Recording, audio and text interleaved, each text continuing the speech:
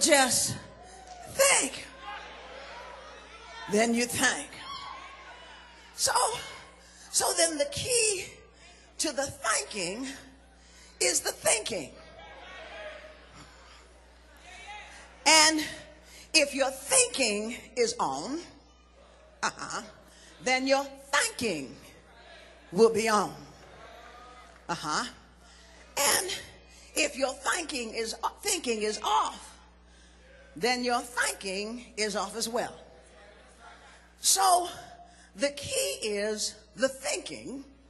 For as John Milton writes, the mind is its own place, and in itself can make a heaven out of hell or make hell out of heaven. Whew.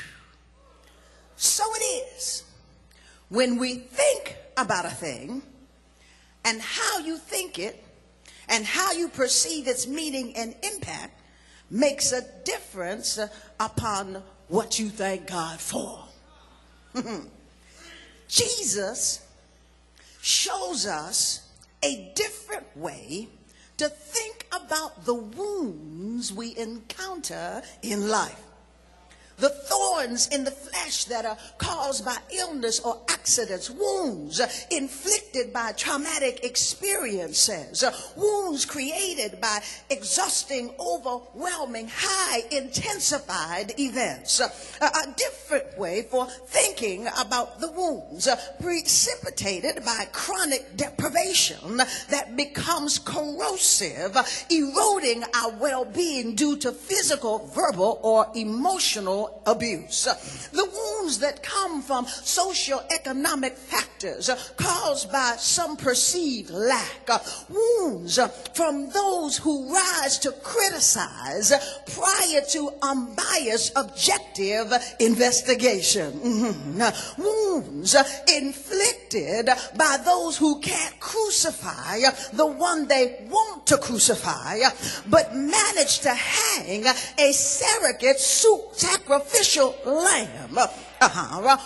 Wounds caused by those who control information and now want to control what you preach.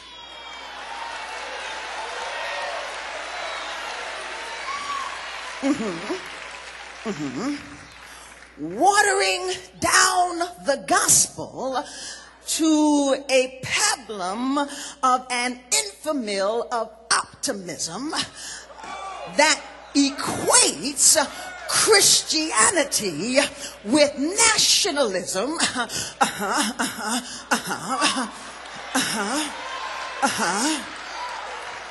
That fails to see that one can be a true blood American and still participate in social criticism.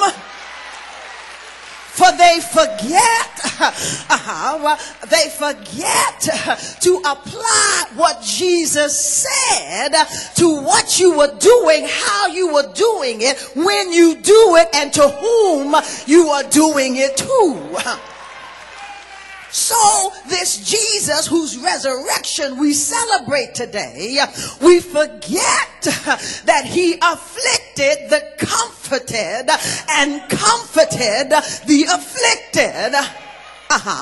That Martin King Jr. and Gandhi and Jeremiah and Jesus, it wasn't about the anger, but it was a righteous indignation that leads to a prophetic passion, as William Sloane Coffin calls, a compassion that demands confrontation.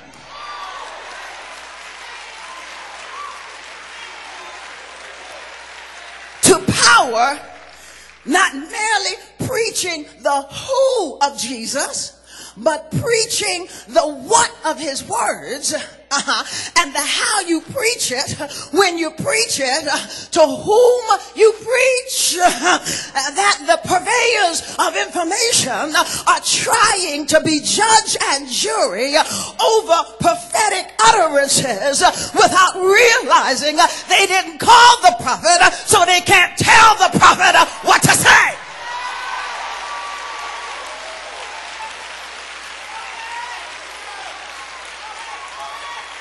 And for some who stand on the outside trying to stay away from the fire, if they do it here today, they are coming for you tomorrow.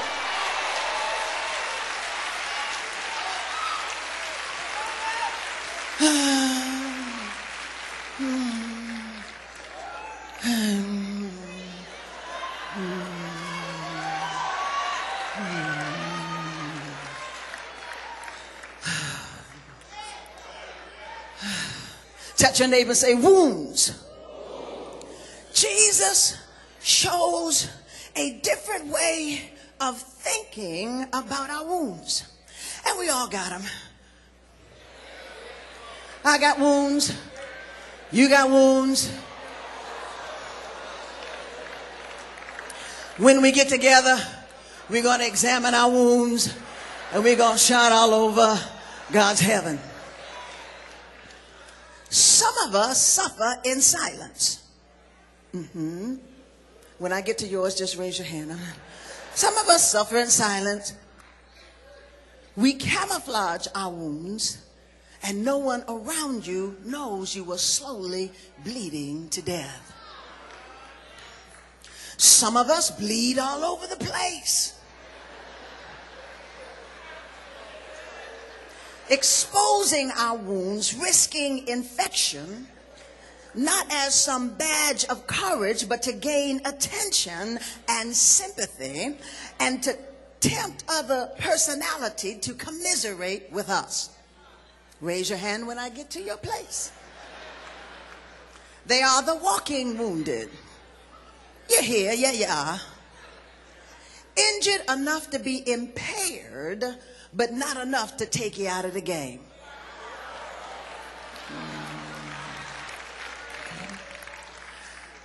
There are the waiting wounded, injured and caught in a chronological time warp, waiting for the reversal of the condition. There are the weary and wounded, injured, tired, drained of spiritual resources, drained of enough sanity that when you do go to sleep, you can't get any rest. Too tired to get up and too wired to stay